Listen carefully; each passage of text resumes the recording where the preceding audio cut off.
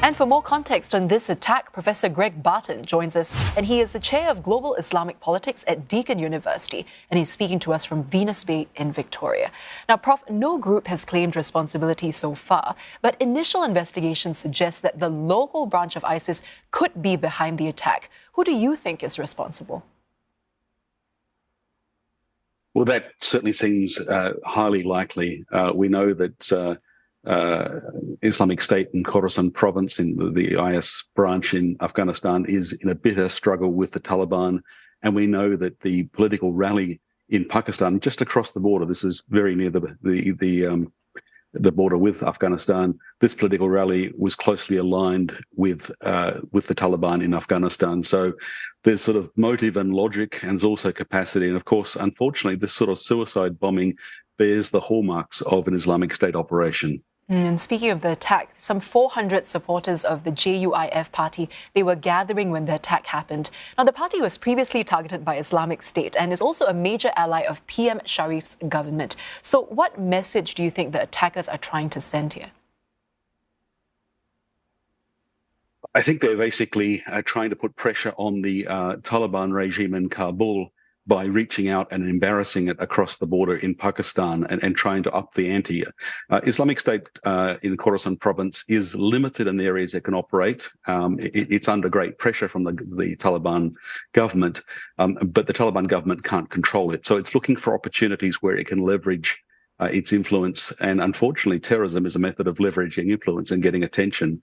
The fact that it attacked immediately across the border doesn't mean that it isn't part of contestation within Afghanistan. But of course, there's deep ideological conviction. They are very much opposed, the Islamic State, to the approach taken by both the Taliban and by parties like Jamaat-e-Islami in Pakistan. And focusing now on what's happening within Pakistan, the strikes there have decreased in recent years, but a ceasefire between the TTP and Islamabad broke down last year. So what do we know about the Taliban's strike capabilities now? Has it revamped its operations? Yes, we're talking about two elements of the Taliban, or two groups known as Taliban. So Tehrik-e-Taliban is a Afghanistan-based Taliban group that is targeting Pakistan. So its focus is on Pakistan, unlike the Taliban regime in Kabul, which is concerned with trying to hold Afghanistan together. But they are allies, and the government in Kabul promised to crack down on Tehrik-e-Taliban, but that hasn't happened. We're not seeing any evidence of that. And of course, there's lots of mixed motives and close family ties across these groups. So Pakistan, I think, had wishful thinking when it thought that the rise of the Taliban in Kabul would be good news for them, and that the Tehrik-e-Taliban, their nemesis, wouldn't be a problem. It's turning out, in fact, that both Tehrik-e-Taliban and Islamic State are problems, not just for Afghanistan, but also for Pakistan. Well, let's talk a little bit about the location that was targeted. The perpetrators attacked a town in the province that's close to the border with Afghanistan. Why is this location significant? Well, we're just 80 kilometers north of Peshawar, so it's border region, but it's not far out of main sites in Pakistani government. It's a province. It was previously a district. Now it's a province that's known for its support of Jamaat-e-Islami, this political party, which in its convictions is closely aligned with the Taliban in Afghanistan. And so there's a lot of resentment from Islamic State Khorasan, which operates across the border in this part of Afghanistan, so operating in eastern Afghanistan in the mountain range dividing Afghanistan and Pakistan. So this would appear, if it's indeed Islamic State, a crime of opportunity, but also targeting an old foe. The timing of it is also interesting because elections are due later this year in Pakistan. How is this strike going to impact the political situation on the ground? And will this further escalate tensions between the different groups? Well, unfortunately, it doesn't help things. I mean, Imran Khan's great mistake as former prime minister was to oppose the Pakistani military and to not take their advice, to think that he could go it alone.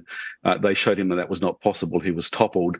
The rise in terror attacks, I mean, Pakistan had enjoyed a respite from terror attacks just a couple of years ago, but the rise in terror attacks over the last 12 months, including this attack, in some ways plays into the military's hands. It sort of speaks to the need for security, therefore undermines democracy, undermines political parties. I don't think any of this is good news for Pakistan. The terror attacks, I mean, Pakistan has suffered tens and tens of thousands of victims, both uniformed personnel and civilians, from terrorist attacks over the last 20 years. This seems to be a return to that pattern.